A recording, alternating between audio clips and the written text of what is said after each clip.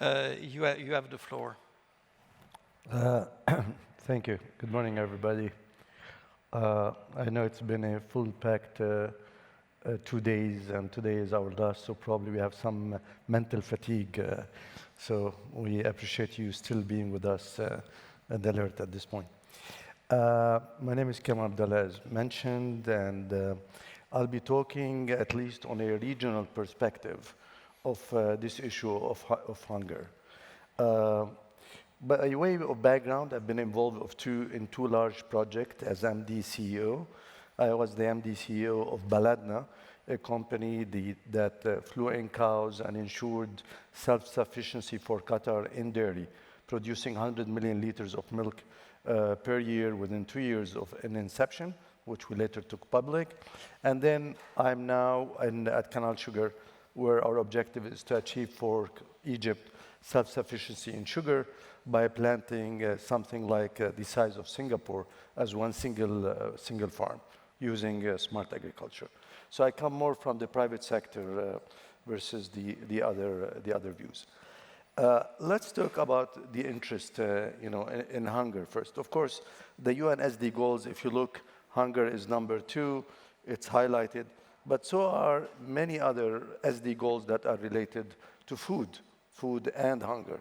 And probably the food agri angle is the most dominant angle, plus the health, which we explain the connection, is the most dominant angle in these SD goals.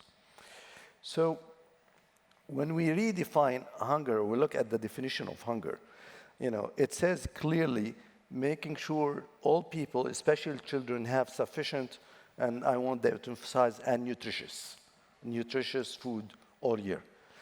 People, when they think of hunger, they think about making sure bellies are full.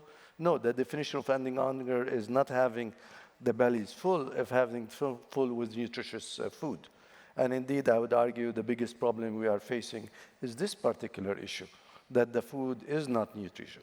In the GCC, if you go to any construction site, during work, what they do, they go and buy a multi-serve, long, big bottle of sugary drink, soda drink, it's sugar, to get the energy, but it's not nutritious, and that will have a lot of problems. Now, for us to have a nutritious food, yes, we need sustainable agriculture, we need to support farmers, we need access to land, technology, and markets, and I'll try to highlight where the private sector role will be here. So we really need to redefine in our mind whenever we hear the word hunger. Hunger is about not having nutritious food. It's not about just having food. And that's a very important distinction. Now, I do acknowledge that we have a dilemma, short-term versus long-term. Short-term, we can do what we have done, get them food, any kind of food, irrespective of whether this food could cause cancer down the road, obesity, which is a major problem, and worst concern is making our environment at risk by abusing the resources. Or do we go for a long-term positive approach, ensuring continuous access to nutritious food while ensuring sustainable practices in agriculture? And that's really the challenge, which I'll come back to. Now, as my colleagues have mentioned, these numbers were already mentioned, I want to go over them. But of course, hunger in areas of conflict is elementary. Whenever you have wars, you are going to have hunger because you have no access to food. The case in Gaza, which was extremely shocking, 2.5 million needing food, experiencing famine, while food trucks are next door waiting just to get to them. So while this is an important or essential problem, I'm not going to discuss it. And the answer to this particular problem is more political than economic and business. I just want to highlight here Work for Eat. I also managed project in Zimbabwe, and at one point, our workers' union came to me when I was visiting as MD CEO and requested that they do not be paid salaries. They do not be paid salaries, but rather receive basket of goods every week. It was at a time when $1 went from being equal 5 Zimbabwean dollar to being equal to 1 trillion Zimbabwean dollar, and the food and the money became useless. And the essence was we want to work for food, which sadly was a practice a couple of 100 years back in many societies. I just want to highlight One thing is when we talk about, I follow the feminine, and I encourage you to look at it, feminine early warning system, which is part of the USAID funding network to give you advance warning whenever you see potential famine happening. But my colleagues have mentioned the areas that are at risk there.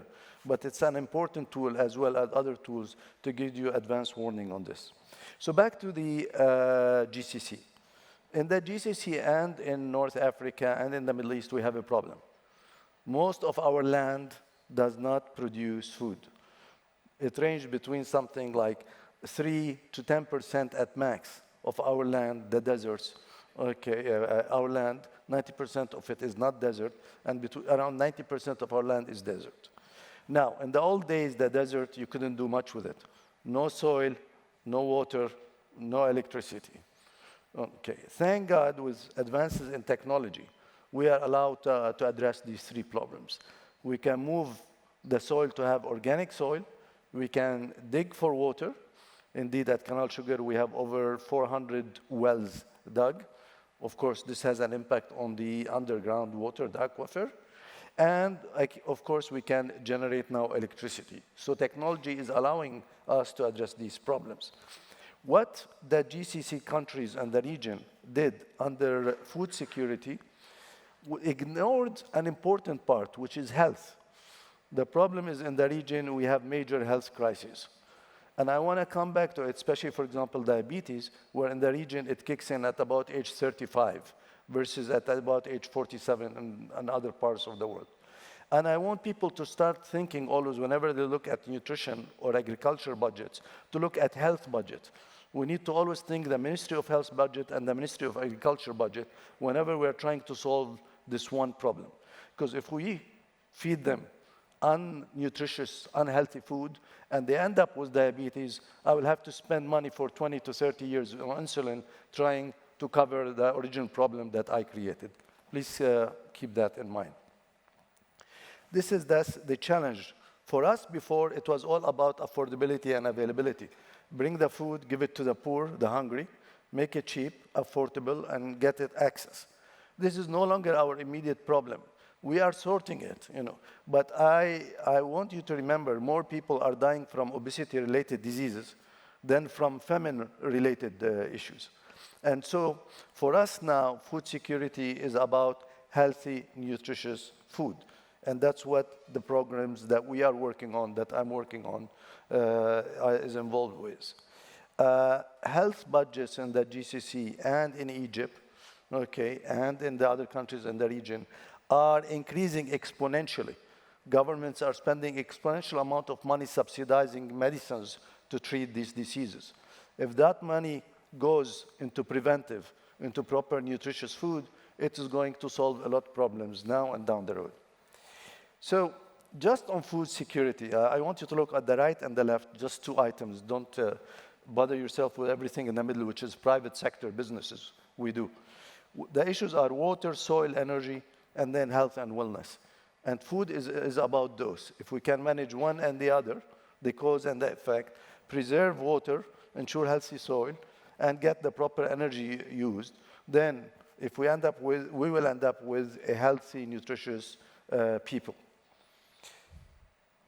This is the challenge put in a different way from an economic perspective.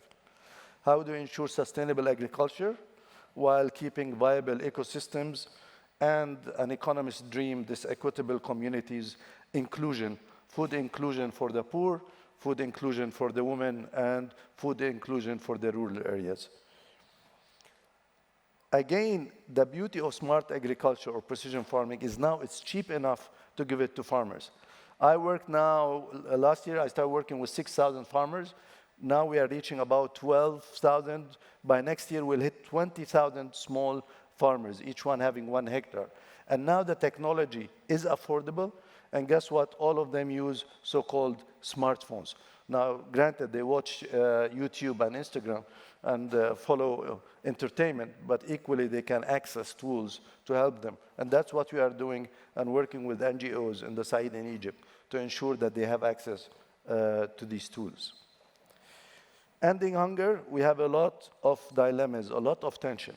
First tension is within governments itself. Multiple jurisdiction. You have ministries of agriculture that conflict with the ministries of water, irrigation. One controls above ground, one controls underground. That conflict with ministries of health.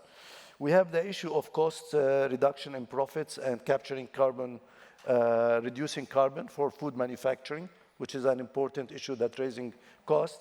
Consumers have different kind of problems. They love plastic bottles because they are cheaper and more consistent. Okay, but of course, this is not sustainable. And finally, as producers, we have issues under ESG because a lot of agriculture works with minors and works with under social practices, things that are not yet accepted or compliant with ESG. So just to finish this, small is beautiful.